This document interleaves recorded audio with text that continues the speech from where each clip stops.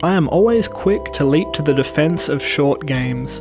While a playthrough length of dozens of hours is treated as a selling point for most modern releases, I feel like if new mechanics aren't being introduced, and if players are just being given more of the same tasks to accomplish, immense campaign lengths are just going to result in a game I don't see the end of.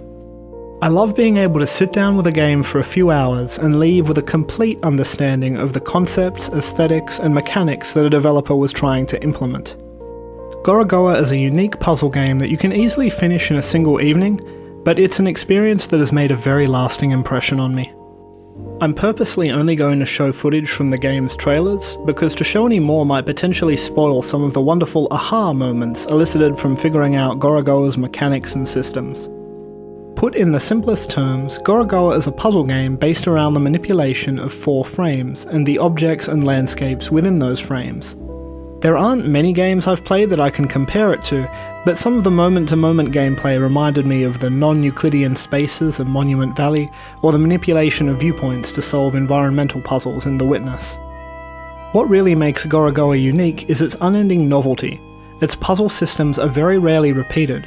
So in one puzzle you might be manipulating some overlaid gears, in another you'll be finding a path for a ball to roll down between frames, while another might have you manipulating perspective to change a person's size so they can fit through a tiny door. Many frames can be stacked to affect the frames beneath them, and most frames contain worlds within worlds that you reach by clicking on various objects. While the core concept is simple, the variety of interactions it makes possible is staggering.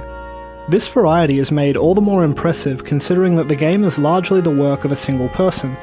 Gorogoa was designed, programmed, and meticulously illustrated by Jason Roberts, and given the amount of detailed animation and environmental art that it employs, it's not surprising that it was in development for 6 years.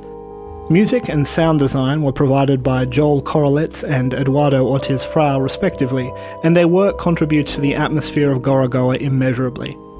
The music is a constantly shifting ambient mix reflecting the environments and actions of the frames, and player interactions add subtle audio cues in a way that's intensely satisfying.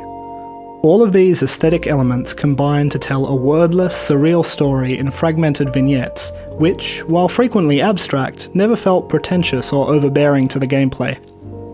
Gorogoa's unique artistic air of mystery and melancholy, alongside its brilliant design, should afford it a permanent place in the puzzle game pantheon.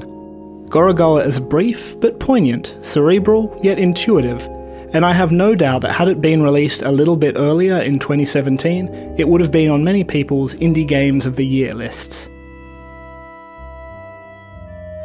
Thanks for watching. If this is your first time to my channel, please consider subscribing to see more of these discussions in the future.